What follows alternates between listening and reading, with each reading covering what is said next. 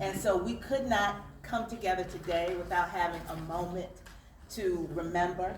And those of you who might want to offer a memory, offer a word, offer up a verbal libation, a name for someone who has passed, then this is the opportunity to do that. Our 2023 Pew Fellow, Karen Smith, who so beautifully accompanied Karen Taylor Bass with chair yoga. This is why we asked her to be with us, and so we're going to ask her to come back up. And Coach Shay has set up these beautiful sound bowls, and it was always our intention for sound to help be our benediction, to help bless us before we go back out and handle the rest of our day. I want to bring up Toya Haynes from Philly Soul Now.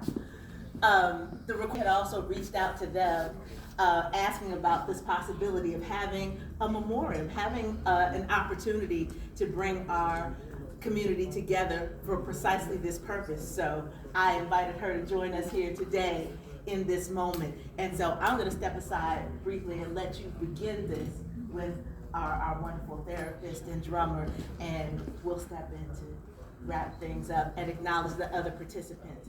However, we want people to know that Philly Soul is happening right now. There are incredible artists putting out great music videos, having concert shows all throughout the city, right in your backyard. And so there could be some music that you might not know about that you would really, really love that's coming out. And so we just think it's really important to put a focus on those artists. So you can find phillysoulnow.com, online, Instagram, everywhere. We have a calendar which has a live music calendar, so you can actually find out what shows are happening this week, what holiday shows are happening, what's going on for New Year's Eve.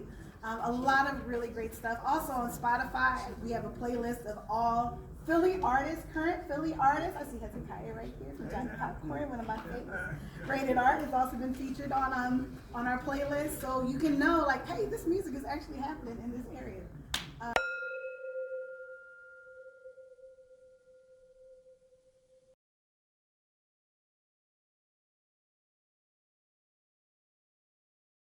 Of our survey respondents also worked as educators, and over 60% had graduate degrees. So very educated, very integral parts of our local public and private educational systems. 68% were receiving barter support from other artists. So whether that was childcare, whether that was moral, personal support, whether it was exchange of services, it was how they were maintaining, their lives and their professional careers. And then we got into things like half of the respondents were making $50,000 or less a year. And what was troubling about that for me is that, like, if you're making $50K or less, and then quite a few of those respondents had children, that put many of us in the 200 percentile of the federal poverty income level for the nation, which is also the case that they put us all into the 25 percentile for what is considered deep poverty in the city of Philadelphia. Of the support for funding, there were 4 foundations that stood out. That was the COVID-19 Arts in Philadelphia Fund. That was Leeway, IPMF, and the Cultural Fund. And number 6 on that list was the Illuminate the Arts grant. And the reason that was troubling for me to find out is that, like, of the top 6, funds and supporters of the work that we do regionally, that 2 of them were COVID funding grants. So that was to say that 2 funds that were sometimes the initial funding pot or support that certain women of color filmmakers and media makers that got some of their first grant ever for support in this region was temporary funding.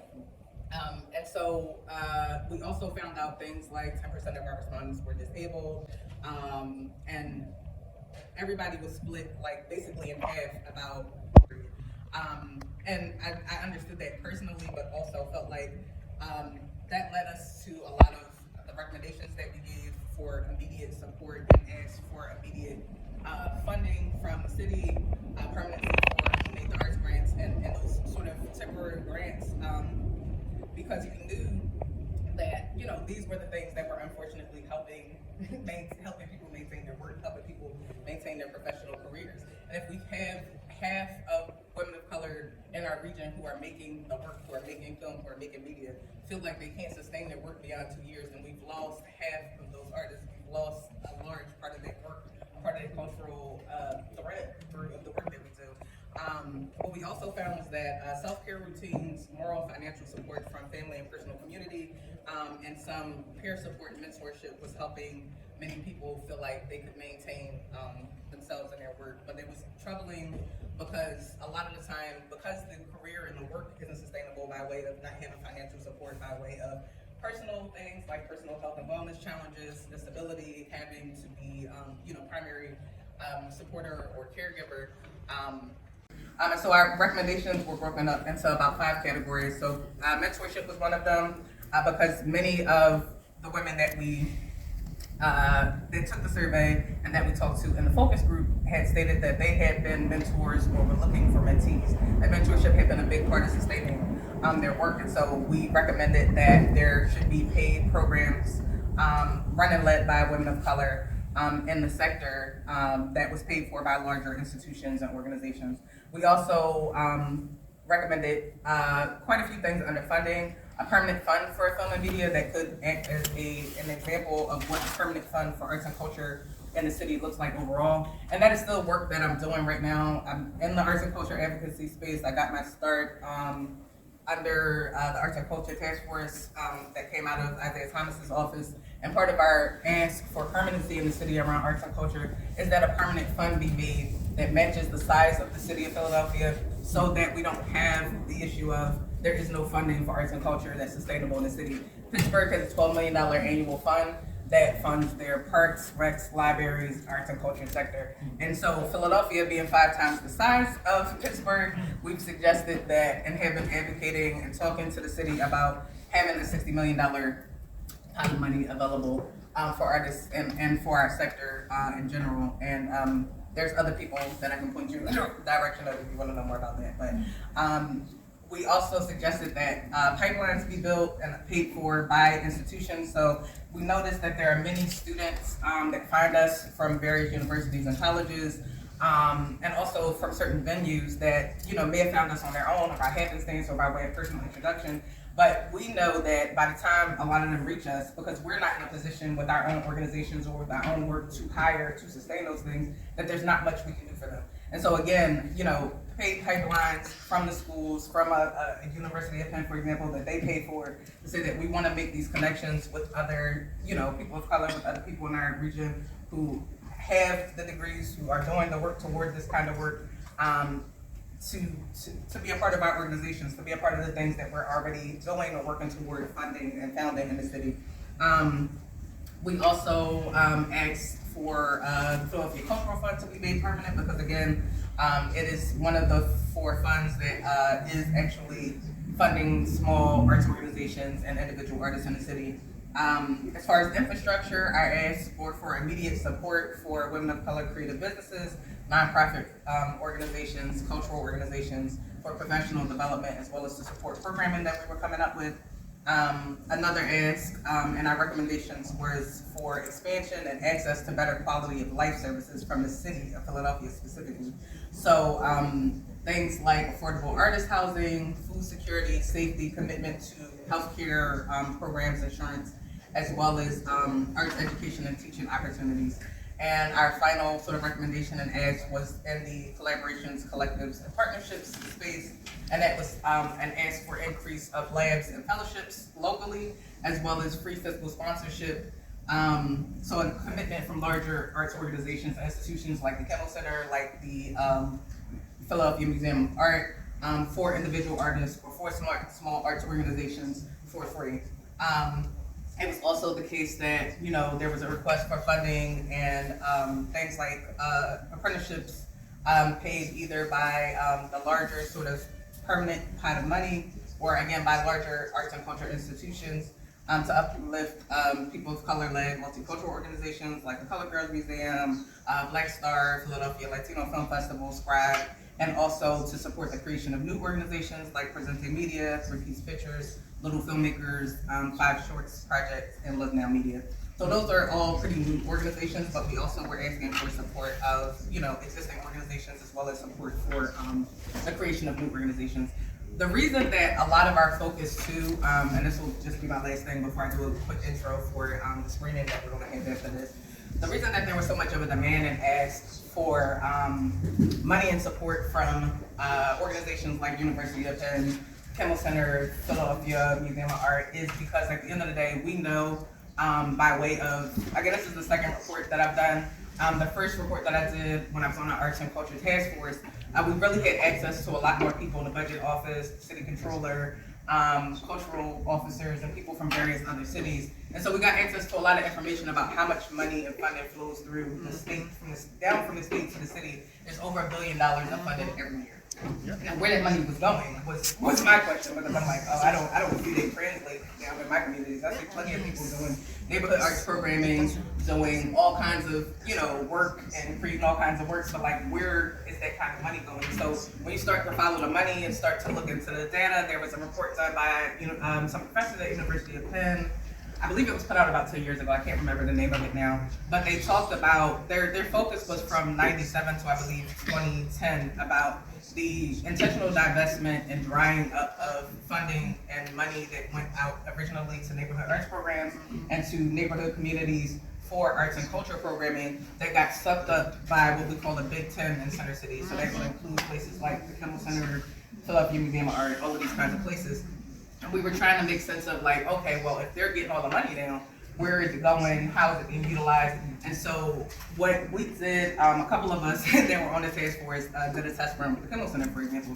And what we found out by way of doing a test run with them simply was that, like, if you reach out to the Kimmel Center and say, hey, I have this particular kind of program or this thing that I'm doing, because they get a certain amount of money under the guise of, the sort of trickle down art economics of, oh, well, we're one of, we do all of this programming and all of these things come through us, and so that's why, we should get X amount of the pot of money that comes down. Then it's the case that you reach out to them as an individual artist, a small arts organization, and say, hey, I'm having this program, we need this kind of money, can you guys support us? Yeah, sure, there's this whole big application process, and then it comes down to, oh, well, you're not a nonprofit. You have to be a nonprofit in order for X, Y, and Z to be the case. And so we want changes to things like that, because the reality is, if you were one of the organizations that gobbled up money that used to go to a lot of programs or arts organizations in North or West Philly, then there shouldn't be any restriction on, oh, well, you have to be this, that, and the third in order to get money from us. You know what I mean? Because then we'll have more questions about money. And I hope not too many people are supporting, but I also don't care, because I've talked to some of these people myself in the last few years, and I have those kinds of demands because, like I say all the time, I'm from here, and good, bad, or otherwise, because I have so much of my family is here, we feel those things one way or the other. And I feel like the creative economy, arts and culture, has the ability to transform, to change. And if the resources are really there and the money is there, then there should be no reason why we can't why this kind of thing is not even funded, supported, and already well in the works. So that'll be my end. Yeah, hi. I just wanted to find out, do you have persons who are tasked with negotiating these offers and closing the deal? Like, how does it work to get them to want to give you the funding? Oh, see, we're still trying to figure that out. I'm a salesman and a businessman. Right. So I was wondering how you go about getting persons on board, see the value, you need to invest in this so that the community can benefit. Yeah. And whatever program you have on offer, so I'm wondering how do you get persons to jump on board? So most of the conversations that I was a part of in the last few years, I was on the task force, and it was just people that we knew. We invited a lot of artists and other arts and cultural workers to come out to be a part of that. I can definitely give information for different people that I've been working with who can direct you to certain, individuals. But as far as the Kimmel Center, or the way that certain things are set up as it exists in the city, a lot of the stop is, oh, you have to be a nonprofit organization, and if you're not a nonprofit, then that's sort of where it stops at. You know what I mean? That's probably I get it. Like, I am a part of a church, so you have to register in this type of format so they can recognize your entity, and that's how they're gonna funnel the money to you. Unless a regular business, then you have the ability to generate funds with your own skills and your own resources instead of taking our financial aid. So it depends on how you approach them, from what I've gathered here. And that's how they're looking at you in a different way, like a competition. So. Yeah, it's been interesting, but there's still room for a lot of improvement, a lot of change to happen because even sometimes, like individual artists in the past have gotten pushed out of a lot of things because they're just individual artists. But that was why we started to ask for unrestricted funding from a lot of these foundations, and a lot of the conversation changing around like, oh, now this foundation supports individual artists and small arts organizations, and now you can get this unrestricted funding, came from us doing the work and calling them out about Yes, it. it You know did, what I mean? Ebony. Yes, it did. Huh? You made a difference. Yeah, it made a Everyone difference. should thank her, It's been very interesting to see how, now certain foundations and people are champions of BIPOC, individual artists and small arts organizations. But it's fine. They don't have to cite their sources as long as they do what we ask them to do. Can also just chime in here for that. For those of you who don't know, Philadelphia, for us to be a major cultural metropolis in the nation, we are one of the few big cities that has that kind of general restriction on the way the funds are given to artists. Big cities like Austin, in particular, San Francisco, we can think about other big cities across the nation that are known for having vibrant arts communities. They fund individual artists, and they fund them vigorously, which is why they're able to sustain such a vibrant culture. Philadelphia, because so many of the foundations have only really wanted to pass money between other large nonprofit organizations, we are a city that is still trying to combat that system to make sure that the artists can be funded directly. And the other thing that we're fighting against is, hi, this is Nadine Patterson here. We're fighting against the fact that foundations like to give to individual artists from New York, from LA. They don't give big $100,000, $200,000 to local Philadelphia artists. I worked with an artist from New York who was a 3-time Obie Award-winning playwright, and he had a budget of $187,000 from Pew Foundation. But I could not get that kind of money. Ebony couldn't get that kind of money, and our work is just as good, if not better than his work. So, we have to advocate for each other, because it's not a competition. We have to advocate for each other. Always mention another artist. We just don't talk about SIFT, we talk about other organizations whenever we go to funders, like Love Now Media, Presente Media, Big Picture Alliance. We're always talking about the field, and we have to it's not a competition. All boats will rise if we get more money for everybody. That's our philosophy. That's our secret to our sauce. We promote everybody. Everyone in Philly should be living off of $100,000 a year who's an artist, period. And until that happens, we're not going to rest. Because we're professionals. We're professional artists. And we should be pulling professional wages. Woo! Yeah. Like to introduce our film program. Yes, so the anthology series of short docs that you'll see is titled COVID-16-19, and it's really a series of short films. We were all members of SIFT who were working on individual short films at the time about sort of what was happening in our communities with COVID at the time in 2020, end of 2020, and also about the uprisings and everything that was happening since the name COVID-16-19. And we decided to pull all of our short films and work together to create this series. And we're looking at talking to folks in the Black and Latino communities at that time about like what they were experiencing, what was happening, how they were navigating everything, and it sort of acted as a time capsule, which was originally part of the intention of the project, is like thinking about the work of many like artists before us, or Zora Neale Hurston, and many others who had collected the voices and the stories of people, Black folks at the time, and their lives, about what they had been through, what they had experienced previously, and what they were going through at the time. And so we've shown it at a couple of film festivals. I believe the Women's Film Festival was the last one. But it's been great to share the work and to present it again to the people that we originally interviewed and talked to about their stories, and to say like, oh man, that was 3 to 4 years ago was crazy for me, like this and like that. So we hope you enjoy. It's about a 30-minute run. Ursula Rucker and a couple of other local musicians that are soundtrack, which is super dope. And so we hope you enjoy. Yay!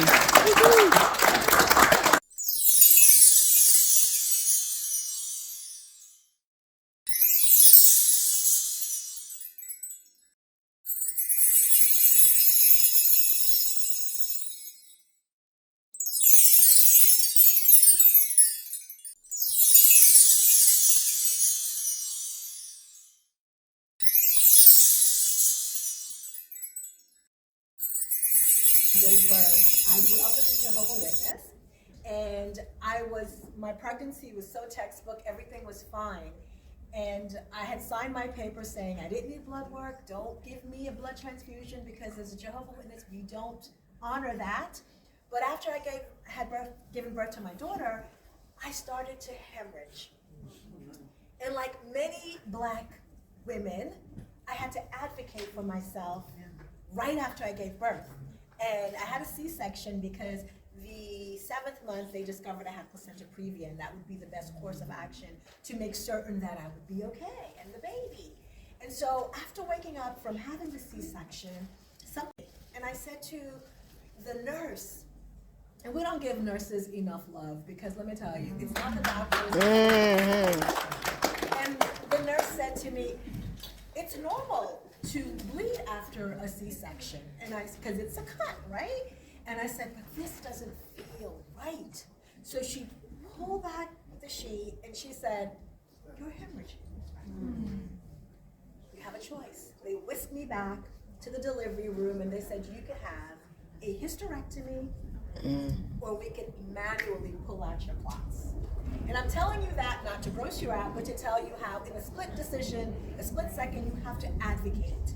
I had to advocate, I knew something was wrong, and then I opted to have them physically pull out my clots. So they did that, but that left me weak. And they said, well, you need blood, but your paper says, no, give me the blood, I want to be here. So I got 2 rounds of transfusion, and they wanted to give me a 3rd. I was like, just wait. But after I had that transfusion, family, I didn't feel the same. So I said to my doctor, do you get the other person's issues with the transfusion? Because this doesn't feel like me. And they were like, we don't know, we don't think so. So I was able to be here, thank God, feed my baby, breastfeed her, not right away, but I didn't even meet my daughter Sophia till 24 hours because they had to watch me, right? And I never felt the same. So when I got back home, I literally spiraled into a depression. I didn't want to leave my house, but I still had in me to breastfeed. So I did that for 2 years. Somehow I had that energy and strength. You need help. Let's get you into therapy. Let's get you supported. I joined an organization called Mocha Moms that advocates for Black and brown women, but I also started to see a therapist. And what I discovered is not only was I going through this, I was also dealing with trauma from when I was younger that I had never dealt with, and it came up. And my therapist introduced me to yoga. Bikram first, that's that hot yoga, and then Hatha and Vinyasa, and I started to feel a shift, something different, something yummy. And I kept with it, kept going, kept exploring, and I said to myself, if I ever find or experience a yoga instructor that looks like me, I'm going to become certified. 500 hours, which guys is like a PhD in yoga. So I tell you that because I think it's always important for you to understand that when you see someone in front of you, do know that we are just like you, working through it. We don't come here with all the answers. The only answer we know is that gift of breath, pranayama, is yours. And if you don't use your breath, you lose your breath. So I'm going to offer you some movements, a place for you to let go, and then whatever you feel, don't worry about what your neighbor's doing. Do what feels right for you. Sounds good? All right. In that moment, I heard a voice, and the voice said, let go. And I'm sitting there, I'm quiet, and I feel like I'm loose, I feel like I'm let. And it said, no, let go. I said, what? Let go. Let go, you know? Let go. I let go the best that I could, and I heard now, clear as day. I heard now. It felt like electric shock from the top of my body to the very bottom of my body, y'all. I've never shared this. This is my first time sharing it. And it's because I know people of color don't hear these stories from people of color. a lot of times.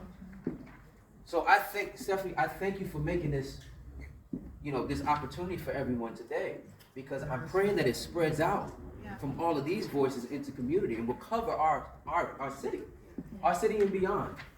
It starts with moments like these.